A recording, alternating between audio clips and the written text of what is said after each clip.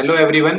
तो आज से हम स्टार्ट करने जा रहे हैं हमारे चैनल पर आपके एडवांस बैच के जितने भी बच्चे हैं उनके लिए बुद्धिज्म, है ना। सबसे पहले हम बात करेंगे बौद्ध धर्म की हमारी यूनिट 1 के लिए। ठीक है, ऑलरेडी आप 2 वीडियोस देख चुके हैं बौद्ध धर्म के बारे में, तो आपको ये मालूम है कि ये किस प्रकार से आया, कैसे इस बौद्ध धर्म का जन्म हुआ, है ना। और बाकी सारी चीज़ें, कहाँ जन्म हुआ, क्या था बोध गया बिहार में, क्या हुआ, है ना, उन्होंने सारनाथ में क्या किया, धम्म चक्र परिवर्तन क्या है, ये सारी चीज़ें आप ऑलरेडी पहले ही देख चुके हैं। अब हम जो स्टार्ट करने वाले हैं, हम डीप डाइव करने वाले हैं किसके अंदर, बौद्ध धर्म के अंदर, कि हमारे साइकोलॉजी के सिलेबस के लिए जो इम्पोर्टेंट चीज़ें हैं अब उसको हम डिस्कस करने वाले हैं और उसके अंदर की बातें करेंगे कि जो बुद्ध धर्म है ये हमको क्यों पढ़ना है। कहीं ना कहीं अगर हम बात करें बुद्धिज्म की, ये जो आकृति आप देख रहे हैं ये कहीं ना कहीं किससे संबंधित है, इसका संबंध है दर्शन से, यानी कि फिलॉसफी से। ठीक है, दर्शन से संबंध है, इसका मतलब कहीं ना कहीं इसका संबंध किससे है, आपके साइकोलॉजी से भी है। ठीक है, और साइकोलॉजी का एक पार्ट जिसे हम कहते हैं संज्ञानात्मक मनोविज्ञान, उससे कहीं ना कहीं बुद्धिज्म आपका रिलेट करता है। ठीक है, ऐसा कहना है कुछ चुनिंदा साइकोलॉजिस्ट का। ठीक है, तो ये सब चीजें हम डिस्कस करेंगे आगे डिटेल में। चलिए लेक्चर को स्टार्ट करते हैं। सबसे पहले आपको मालूम है कि लास्ट लेक्चर में हमने क्या डिस्कस किया था कि 4 नोबल ट्रुथ्स है ना, 4 नोबल ट्रुथ्स हैं। ठीक है, जिसे हम क्या कहते हैं हिंदी में, जिसे हम कहते हैं आर्य सत्य, है ना। आर्य सत्य कितने हैं, टोटल 4 आर्य सत्य हैं। ठीक है, और वो कौन कौन से हैं, वो है आपका दुख, दूसरा है समुदय, निरोध और मार्ग। ठीक है, तो आपके यूजीसी नेट के परीक्षा में प्रश्न ये पूछ लेगा कि बौद्ध धर्म के अनुसार 4 आर्य सत्य कौन से हैं। ठीक है, और आपको ऑप्शन दे देगा दुख, समुदय, निरोध, मार्ग, या फिर सभी, या फिर इनमें से कोई एक ऑप्शन हटा देगा और बोलेगा 1 और 2, है ना। तो आपको क्या करना है, इस चीज को आप रट लीजिए। ठीक है, दुख, समुदय, निरोध और मार्ग, क्योंकि आप हिंदी मीडियम से हैं तो इसको ध्यान रखें अच्छे से। ठीक है, दुख, समुदय, निरोध और मार्ग, ये क्या है, ये 4 प्रमुख आर्य सत्य हैं। ठीक है, ओके। तो जो आर्य सत्य है ये क्या है कि संकल्पना बौद्ध दर्शन के मूल सिद्धांत है। ठीक है, तो हम कह सकते हैं कि बौद्ध जो दर्शन है, जो बुद्धिज्म है, इसके मूल सिद्धांत क्या है कि 4 नोबल ट्रुथ्स, है ना, 4 नोबल ट्रुथ्स यानी कि 4 आर्य सत्य क्या है, इसके मूल सिद्धांत हैं। ठीक है, मूल बेसिक थ्योरी क्या है बौद्ध दर्शन की, ये 4 सिद्धांत।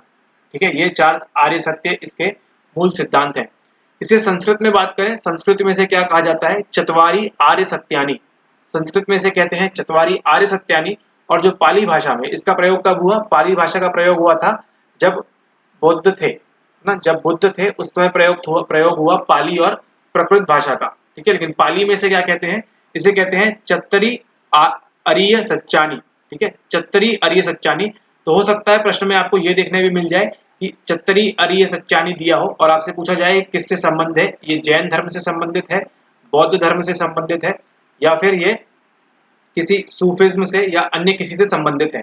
ठीक है, तो चत्तरी आर्य सच्चानी, इसका भी आप ध्यान रखें। ठीक है, ओके। और ये जो पीडीएफ है ये आपको ऑलरेडी आपको व्हाट्सएप पे इसको सेंड कर दिया जाएगा। ठीक है, जो एडवांस बैच के बच्चे हैं उनको ये पीडीएफ प्रोवाइड कर दिया जाएगा, डोंट वरी।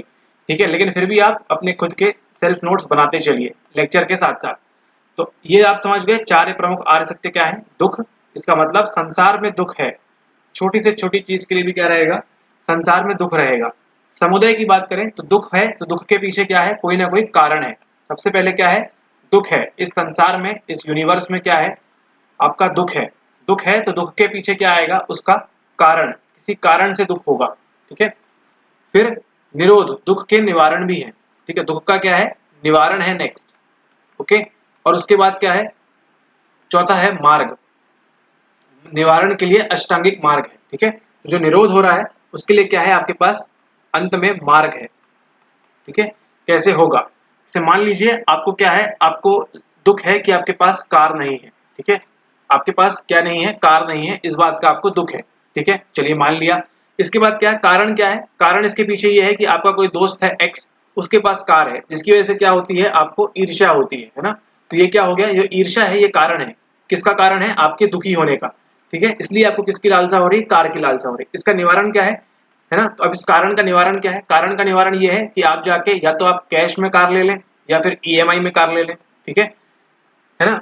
मतलब मेनली क्या करेंगे आप, निवारण के लिए आप खरीद लेंगे, ठीक है। तो खरीदना क्या हुआ, इस चीज का निवारण हुआ, ठीक है। और निवारण के लिए क्या है, मार्ग है।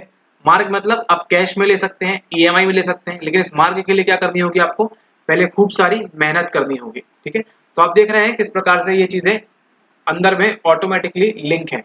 दुख से कारण, कारण का निवारण और निवारण का मार्ग, ठीक है। तो यही जो 4 आर्य सत्य हैं, ये किसकी बात करते हैं, बौद्ध दर्शन के मूल सिद्धांत हैं, दुख समुदय निरोध मार्ग। दुख समुदय निरोध मार्ग, है ना। 10 निम, इससे आप याद रख सकते हैं 4 आर्य सत्य क्या है, 10 निम, दुख समुदय निरोध और मार्ग। ऑल राइट, अब चलते हैं आगे। आगे देखते हैं क्या कहते हैं यहाँ पे। प्राणी जन्म भर विभिन्न दुखों की श्रृंखला में पड़ा रहता है, ठीक है। आपने भी बचपन से आज तक कई सारे दुख झेले होंगे, है ना। तो क्या है, ये दुखों की श्रृंखला है। यह क्या है, यह दुख एक आर्य सत्य है, ओके। संसार के विषयों के प्रति जो तृष्णा है, ठीक है, आपको क्या है, कार की लालसा है ना, लालसा है, आपको डिमांड कर रहे हैं आप कार की, ठीक है। भले ही वो ईर्ष्या थी आपको, लेकिन क्या है, आपको कार की जरूरत है, आप उसकी डिमांड कर रहे हैं ना। वही क्या है, समुदय है। पहले आएगा दुख, फिर आएगा आपका समुदय। ये भी एक आर्य सत्य है। जो प्राणी तृष्णा के साथ मरता है वह उसकी प्रेरणा से फिर भी जन्म ग्रहण करता है, ठीक है। अगर मान लीजिए कोई जो प्राणी है तृष्णा के साथ मर गया, उसकी इच्छाएं रह गई, तो क्या होगा, वह उसकी प्रेरणा से फिर भी जन्म ग्रहण करेगा, उसका फिर से क्या होगा, जन्म होगा। इसलिए तृष्णा की समुदय आर्य सत्य कहते हैं। तृष्णा का अशेष प्रहार कर देना निरोध आर्य सत्य है, ठीक है। अब यहाँ पे क्या करना है आपको, यहाँ पे आपको क्या करना है, इसका तृष्णा का अशेष प्रहार कर देना है, ठीक है। मतलब क्या करना है, आपको निरोध करना है। ये भी एक आर्य सत्य है। तृष्णा के न रहने से न तो संसार की वस्तुओं के कारण कोई दुख होता है। अगर आपको किसी चीज की तृष्णा या इच्छा या लालसा नहीं रहेगी, ठीक है, तो क्या होगा कि ना रहने से न तो संसार की वस्तुओं के कारण कोई दुख होता है। अब आपको किसी चीज की लालसा ही नहीं है, ना आपको पैसा चाहिए, ना आपको गाड़ी चाहिए, है ना। तो अब किस बात का आपको तृष्णा, आपकी तृष्णा क्या हो गई है, आपकी जो तृष्णा है ये बिल्कुल खत्म हो गई है, बिल्कुल जीरो हो गई है ना। जिससे क्या होगा, कोई दुख नहीं होगा आपको। अब आप सड़क के एक भिखारी को देखिए, उसको क्या है, किसी चीज की तृष्णा नहीं है ना, तो वो दुखी नहीं रहता। उसको क्या है, सिर्फ 2 वक्त की रोटी मिल जाए, है ना।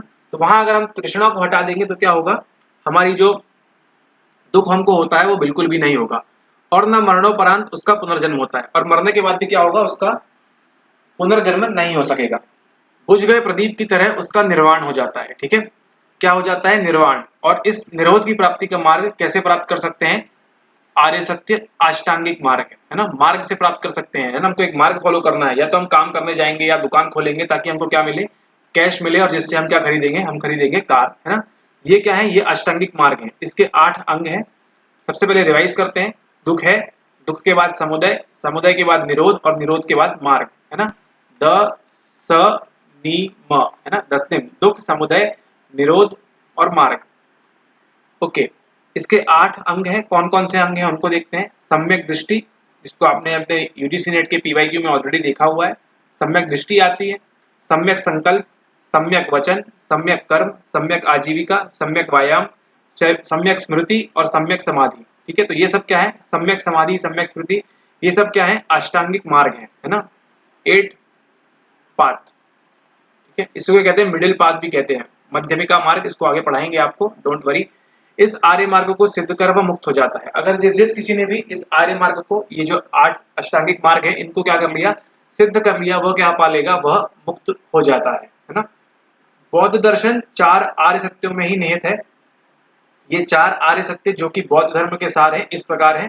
फिर से आपके रिवीजन के लिए यहाँ पे इसको रखा हुआ है, ठीक है, लेकिन थोड़े से डिटेलिंग में। दुख अर्थात संसार दुखमय है, संसार कभी सुखी नहीं हो सकता, ऐसा कहना है बौद्ध दर्शन में, है ना। दुख अर्थात संसार दुखमय है। देयर इज सफरिंग, जब तक आप पैदा हुए, है ना, पैदा होने से लेके आपके मृत्यु तक, आपके जन्म से लेके आपकी मृत्यु तक क्या रहेगा, सफरिंग रहेगी, दुख रहेगा। किसी ना किसी कारणवश क्या रहेगा, बचपन में आपको किसी ने चॉकलेट नहीं दी, है ना, चॉकलेट के लिए क्या रहेगा, आपको दुख रहेगा, ठीक है। बड़े होके आपका 10th में अच्छे परसेंटेज नहीं आए, उसके पीछे आपको दुख रहेगा। अच्छे कॉलेज में आपका एडमिशन नहीं हुआ, उसके पीछे क्या होगा, दुख होगा। आपकी अच्छी जगह शादी नहीं हुई जहां आप चाहते हैं, आपकी पसंद से, उसका कारण दुख होगा, ठीक है। आपका बच्चा शरारत करेगा, इसके कारण आपको दुख होगा। आपकी नौकरी में आपका बॉस चिल्लाएगा, इसके कारण आपको दुख होगा, है ना। आप बूढ़े हो जाएंगे तो फिर आपके जो बेटा बेटी हैं वो आपको वृद्धाश्रम में रख सकते हैं, इससे आपको दुख होगा, ठीक है। आप ICU में भर्ती होंगे, है ना, तो वहां पे आपको लगेगा कि काश मैं वापस जवानी में चला जाऊं, है ना, या आपको बुढ़ापे में जवानी की याद आएगी, ये सब चीज क्या है, ये सब चीजें आपकी दुख है ना, अर्थात संसार दुखमय है। तो ये सर्कल देखा आपने, आपके पैदा होने से लेके आपके रोने से लेके सारी चीजें लिंक होते होते होते होते होते कहाँ पे पहुंचती हैं, आपकी मृत्यु तक पहुंचती हैं। लेकिन तब तक भी क्या है, आपको सफरिंग है, मतलब भोगमान आपको भोगना पड़ेगा। संसार क्या है, दुखी है, दुख अर्थात संसार जो है ये दुखमय है। ठीक है, समझ गए आप कि सफरिंग आपको रहेगी, आप कोई भी चीज करें, अंतिम सुख कुछ भी नहीं है। ठीक है, ऐसा कहना है बौद्ध दर्शन में कि सुख कुछ भी नहीं है, दुख हमेशा रहेगा। ऑलराइट, इतना समझ गए आप। ठीक है, निराश होने की जरूरत नहीं है, आगे उन्होंने बताया भी है कैसे हम सुख की प्राप्ति कर सकते हैं। प्रथम आर्य सत्य के अनुसार संसार दुखमय है। उनके अनुसार इस संपूर्ण सृष्टि में सब कुछ दुखमय है। सर्व दुख दुखम, है ना, क्या कहते हैं, सर्व दुख दुखम, सुख का ना मिलना दुख है, सुख को प्राप्त करने के प्रयास में दुख है ना, सुख को, अगर आपको सुख नहीं मिल रहा है तो क्या है, आप दुखी हैं। सुख को प्राप्त करने के प्रयास में दुख है, वो तो भी आप दुखी हैं। ठीक है, अगर आपका कोई एग्जामिनेशन है, 12th का, पास नहीं होता तो क्या है, आप एग्जाम ही नहीं दे पाए तो क्या होगा, आपको दुख होगा, है ना। एग्जाम में प्रयास किया आपने, लेकिन आपके क्या हुआ, 32% आ गए, इसके कारण भी दुख है। प्राप्त होने के बाद उसको बरकरार रखने में दुख है ना। अगर आप 33% ले आए, ठीक है, मान लीजिए 34% आ गए आपके 12th में, लेकिन अब क्या हुआ, अब जब कॉलेज में गए तो आप फिर से फेल हो गए। ठीक है, तो प्राप्त होने के बाद उसको बरकरार रखने में दुख है। और चूंकि प्रत्येक चीज अनित्य व नश्वर है, क्या है, प्रत्येक चीज क्या है, अनित्य है और नश्वर है, अतः अंत में प्राप्त सुख का भी कभी ना कभी अंत होगा। और उसके बाद तो दुख है ही, है ना। अगर आज आपके पास सुख है तो इसका भी क्या है, इसका भी दी एंड होगा, और अंत में फिर क्या आएगा, नेक्स्ट दुख आएगा। ठीक है, फिर क्या आएगा, अगला दुख आएगा, फिर से क्या आएगा, सुख आएगा, एंड देन फिर से नेक्स्ट क्या आएगा, आपका दुख आएगा। तो ये सर्कल देख रहे हैं आप, ये सर्कल इस तरह से चलता रहेगा। ठीक है, इसका मतलब जीवन में दुख आपके रहेगा, जन्म से लेकर मृत्यु तक सारा जीवन ही क्या है, दुख है। मृत्यु के बाद भी दुख का अंत नहीं होता। अब देखिए, हमने क्या बात की थी ऊपर कि मृत्यु तक जाके शायद दुख खत्म हो जाए, है ना, लेकिन ऐसा बिल्कुल नहीं होगा। क्यों, दुख का अंत नहीं होता, क्योंकि उसके बाद पुनर्जन्म है। ठीक है, अब आप समझ गए, अब मृत्यु हुई, फिर क्या हुआ, पुनर्जन्म होगा आपका, आप भी शायद करण अर्जुन बन जाएंगे। ठीक है, तो क्या होगा, उसके बाद फिर से पुनर्जन्म होगा, और पुनर्जन्म के बाद फिर से क्या होगा, फिर से मृत्यु है। तो ये पुनर्जन्म से लेके मृत्यु के बीच तक का जो सफर है, फिर से कैसे बीतेगा, आपका दुख में बीतेगा। ऑलराइट, ठीक है, इस प्रकार यह जन्म मृत्यु चक्र, भव चक्र निरंतर चलता रहता है, और प्रत्येक व्यक्ति इसमें फंसकर दुख भोगता रहता है। ठीक है, तो संसार में अगर 150 करोड़ जनता है इंडिया में, और विश्व की बात करें जितने भी करोड़ जनता होगी, ठीक है, अरब खरब जितनी भी जनता होगी, सब क्या है, सब दुख है। धम्मपद, अब यहाँ किसकी बात हो रही है, धम्मपद की बात हो रही है। में गौतम बुद्ध कहते हैं कि जब संपूर्ण संसार आग से झुलस रहा है, तब आनंद मनाने का अवसर कहाँ है। ठीक है, आनंद मनाने का अवसर कहाँ है, जब पूरे संसार में आग लगी हुई है, आप किस चीज का आनंद मना रहे हैं, ऐसा उन्होंने कहा, किस चीज में, धम्मपद में। ठीक है, तो आप समझ रहे हैं प्रथम आर्य सत्य क्या है कि देयर इज सफरिंग, संसार में दुख है। ठीक है, संसार दुखमय है। ओके, अब बात करते हैं अगला, संयुक्त निकाय में। संयुक्त निकाय क्या है, आपको कल बताया था, निकाय क्या होते हैं, पार्ट है, अगर याद नहीं आ रहा तो लेक्चर देख लीजिएगा। संयुक्त निकाय में महात्मा बुद्ध कहते हैं, संसार में दुखियों ने जितने आंसू बहाए हैं, संसार में जितने भी दुखी लोग हैं उन्होंने आंसू बहाए हैं, उनका जल महासागर में जितना जल है। ठीक है, तो जो ओशियंस हैं आपके, महासागर हैं, उनमें जितना जल है उतना ही जल किन्होंने बहा दिया है, जो दुखी लोग हैं उन्होंने इतने आंसू बहा दिए हैं, और उनका कहना है उससे भी ज्यादा है। ठीक है, अभी तक आपके जीवन में क्या लग रहा है, आपको बहुत ज्यादा दुख दुख हो गया है। ठीक है, लेकिन टेंशन की कोई बात नहीं है। दुखों पर अत्यधिक जोर दिए जाने के कारण वे बौद्ध दर्शन को निराशावादी दर्शन यानी कि पेसिमिस्टिक फिलॉसफी का दर्जा देते थे। ठीक है, क्या कहा जाता था कि जो बुद्ध दर्शन है वो किस प्रकार का है, एक निराशावाद दर्शन है ना, पेसिमिस्टिक फिलॉसफी है।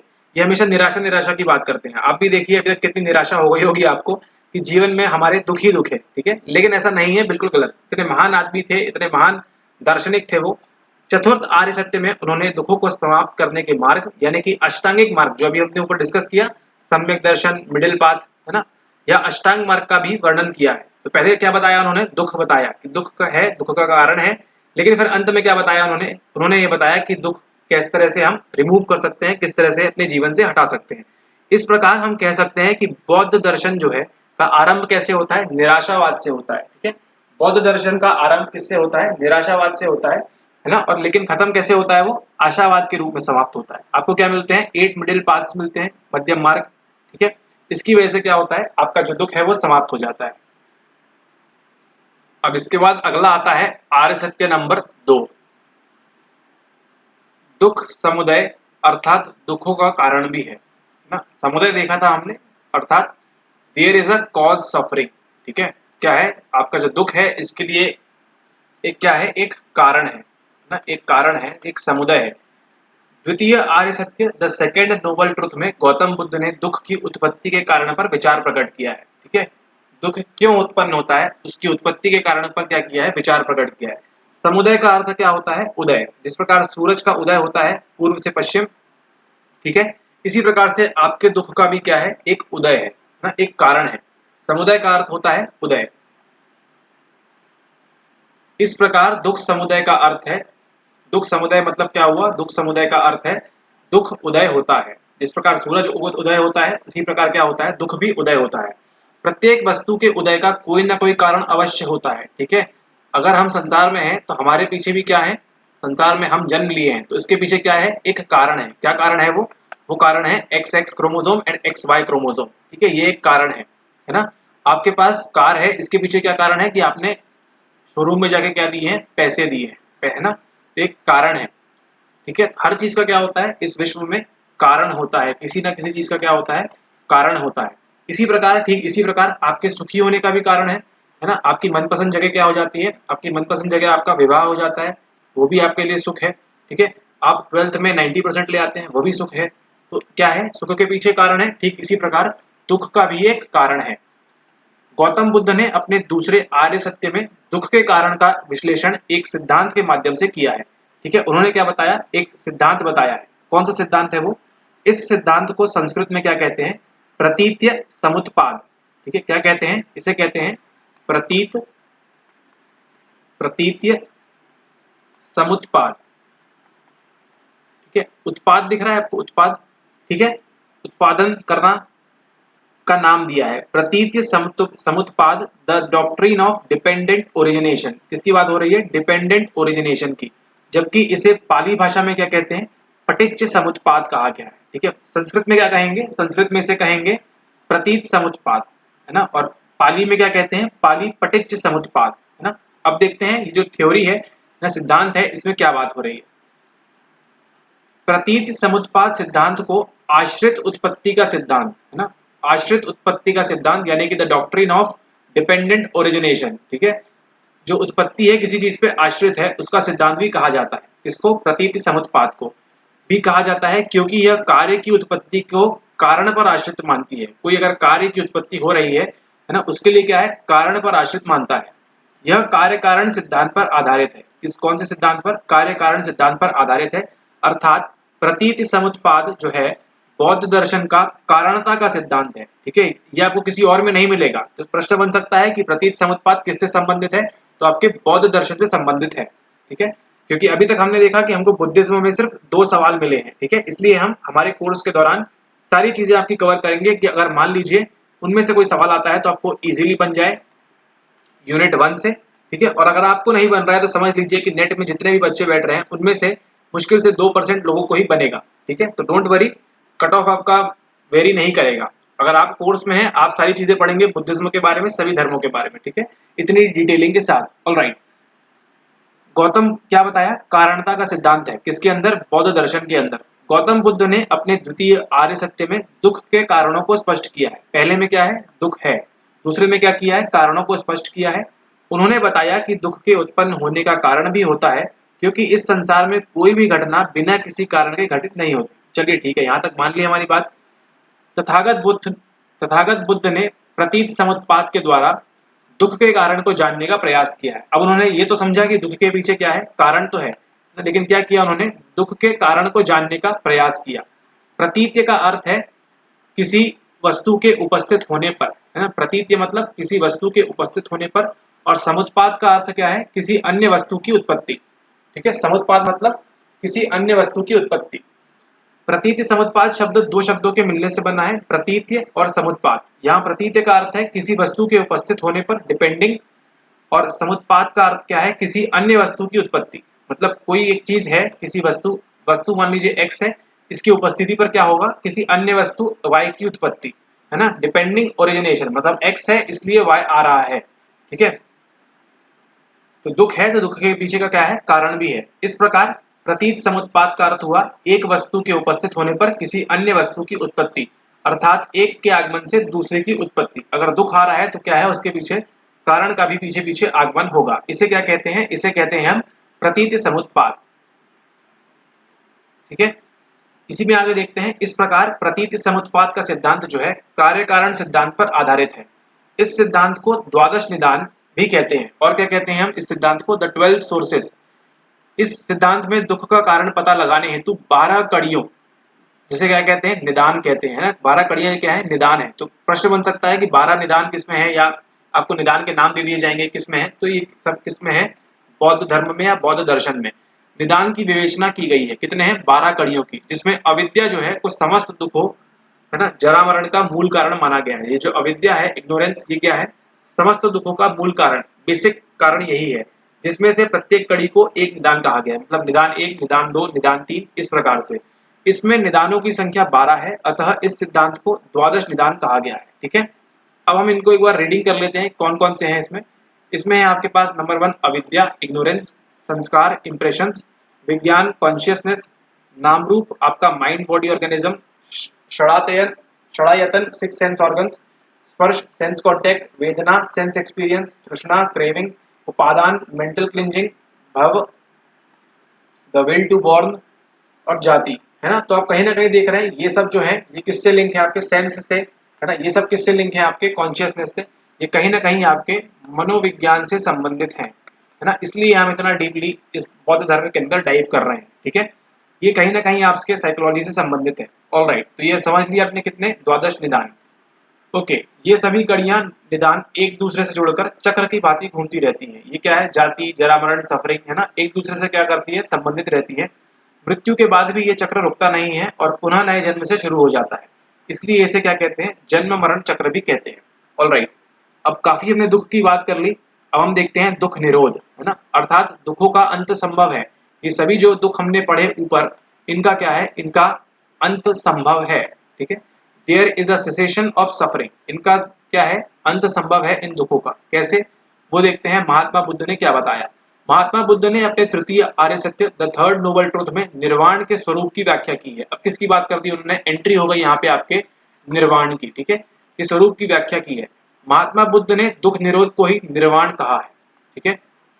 यहाँ पे क्या कह रहे हैं कि अगर आपने दुख का निरोध कर लिया, है ना, को ही निर्वाण, निर्वाण यानी मोक्ष कहा है।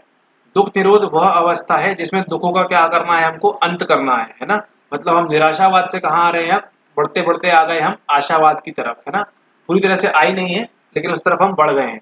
चूंकि दुखों का मूल कारण क्या है, अविद्या है, इग्नोरेंस, अविद्या है मूल कारण। अतः अविद्या को दूर करके, है ना, दुखों का भी अंत किया जा सकता है, ठीक है। अविद्या का क्या करेंगे हम, दूर करके दुखों को भी अंत कर लेंगे। निर्वाण क्या है, मोक्ष का अर्थ जीवन का अंत नहीं है, बल्कि निर्वाण जो है दुख निरोध की प्राप्ति इस जीवन में भी संभव है। निर्वाण मतलब ये नहीं कि आपको मोक्ष प्राप्त कर लेना है, ठीक है। मोक्ष नहीं चाहिए आपको, बल्कि इसका मतलब ये है कि आप निर्वाण से दुख निरोध, है ना, आपको निरोध हो जाए दुखों का, आपके जीवन से दुख हट जाए, इसकी बात हो रही है, की प्राप्ति इस जीवन में भी संभव है। महात्मा बुद्ध के अनुसार प्रत्येक मानव को अपना निर्वाण स्वयं ही प्राप्त करना है। ऐसा नहीं कि हम यहाँ से बैठ के आपके लिए निर्वाण प्राप्त कर लें, ठीक है। इसके लिए आपको एज अ पर्सन एक्स आपको खुद ही का निर्वाण प्राप्त करना होगा। महात्मा बुद्ध की भांति मानव इस जीवन में भी अपने दुखों का निरोध कर निर्वाण की प्राप्ति कर सकता है। मतलब आपको अगला जन्म लेने की जरूरत नहीं है, इसी जन्म में क्या कर सकते हैं आप, अपने दुखों का निरोध कर सकते हैं। मानव का शरीर उसके पूर्व जन्म के कर्मों का फल होता है। ये कहना है बुद्धिज्म में, बौद्ध दर्शन में, कि मानव का जो शरीर है उसके पूर्व जन्म के कर्मों का फल होता है। मतलब अगर आज आप इंसान के रूप में हैं तो ये कहीं ना कहीं आपके पुराने कर्मों के फल है, पूर्व जन्म के कर्मों के फल है। जब तक ये कर्म समाप्त नहीं होते, शरीर भी समाप्त नहीं होता है। इसलिए निर्वाण प्राप्ति के बाद भी शरीर विद्यमान रहता है। ऑलराइट, ठीक है, ये सब कहानी हो गई। अब हम पढ़ते हैं मेन हमारा अगला पॉइंट जो है दुख निरोध मार्ग, ठीक है। अब गौतम बुद्ध ने ये तो बता दिया कि हमको दुख का क्या करना है, निरोध करना है ना, लेकिन उसके लिए बताया उन्होंने मार्ग, अर्थात दुखों के अंत का क्या है, एक मार्ग है।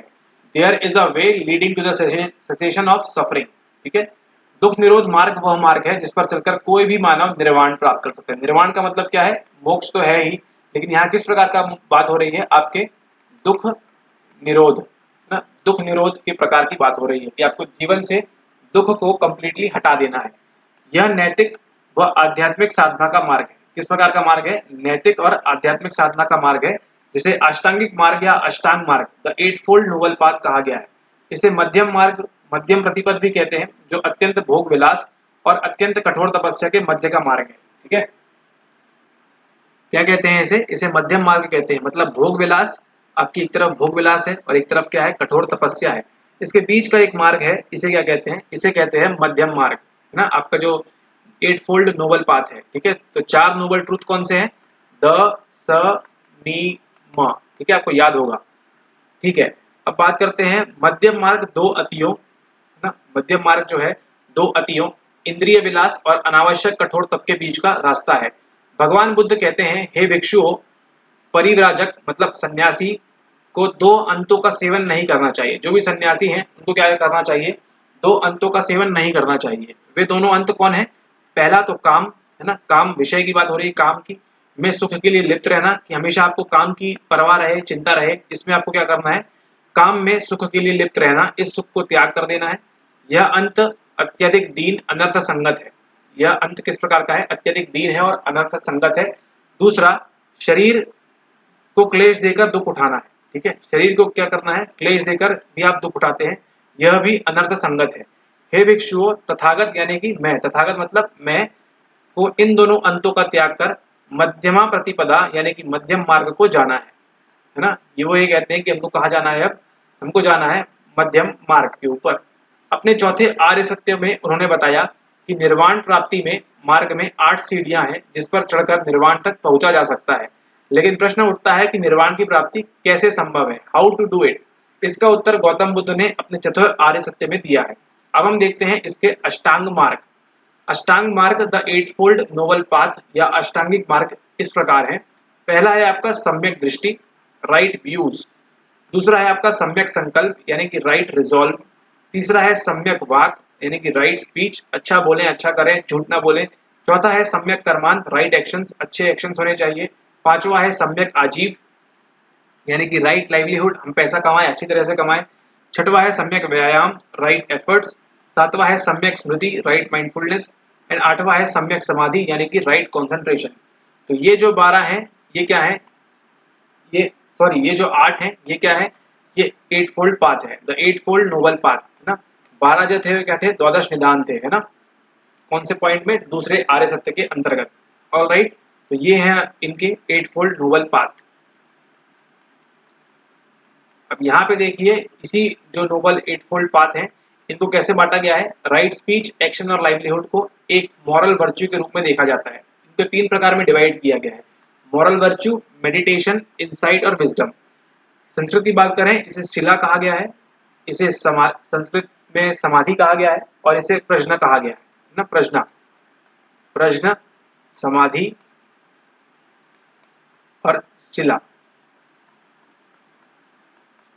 ठीक है, यानी कि राइट स्पीच, अच्छा बोलें, अच्छा करें, राइट एक्शन, हमारे एक्शन सही होना चाहिए, राइट लाइवलीहुड, हम जो जीवन यापन के लिए लाइवलीहुड करें वो सही होना चाहिए। समाधि की बात करें, राइट एफर्ट होना चाहिए, हमारा विवेक सही काम करना चाहिए, राइट कॉन्सेंट्रेशन होना चाहिए। और प्रश्न की बात करें तो राइट रिजॉल्व और राइट व्यू। ठीक है, तो ये 3 डिविजन्स में है। इस तरह से प्रश्न पूछेगा नहीं कौन कौन से डिवीजन में है, लेकिन फिर भी आप अपने इनसाइट के लिए आप इसको ध्यान रखें, है ना। ओके, पहले 3 आर्य सत्य जो हैं गौतम बुद्ध के उपदेश के सैद्धांतिक पक्ष को बताते हैं, है ना। तो जो पहले 3 थे वो क्या बताते थे? हमको थ्योरी बताते थे कि दुख क्या है, क्या चीजें हैं, क्या क्या कैसा है ना। सैद्धांतिक पक्ष को बताते हैं। जबकि चौथा आर्य सत्य क्या करता है? उसके व्यवहारिक, है ना, बिहेवियर में हमको क्या चेंजेस करने हैं ये बताता है ना।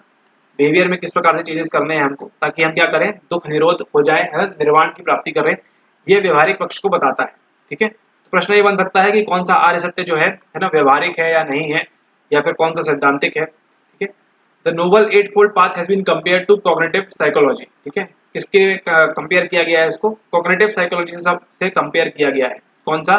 जो आपका नोबल 8 फोल्ड पाथ है। ठीक है, right view, right mindfulness, right concentration, इसको किससे कंपेयर किया गया है? आपकी कॉग्निटिव साइकोलॉजी से, यानी कि आपके संज्ञानात्मक मनोविज्ञान से। ठीक है, ओके। अब अगले लेक्चर में जब हम मिलेंगे तो हम बात करेंगे हमारे बुद्धिस्ट स्कूल्स की, ठीक है, जिसमें हमको क्या पढ़ना है, हमको पढ़ना है महायान, है ना, वज्रयान, हीनयान, थोड़ा सा हम नवयान भी देख लेंगे doctor B are Ambedkar ji का, है ना, और भी जो इसके अंदर आए होंगे स्वतंत्रिका, वैशिष्टिका, जो जो स्कूल्स आए हैं बुद्धिस्ट स्कूल्स, है ना, बुद्ध की शालाएं जो थी उनको हम डीपली कवर करेंगे। तो आई होप कि आपको ये लेक्चर अच्छे से समझ में आ गया होगा, है ना। हमने क्या डिस्कस किया, 4 आर्य सत्य डिस्कस किए, मध्यम मार्ग में जो 8 फोल्ड पाथ है उनको डिस्कस किया। अगले लेक्चर में मिलेंगे तो हम महायान की बात करेंगे, वज्रयान की, हीनयान की एंड नवयान की। ये सारे बुद्धिस्ट स्कूल्स को कवर करेंगे हम, ताकि आपके यूनिट 1 का कोई भी लेक्चर छूटे ना, कोई भी आपका टॉपिक छूटे ना आपके सिलेबस से रिलेटेड, ठीक है। ऑलराइट, मिलते हैं अगले लेक्चर में। Thank you and have a nice day ahead.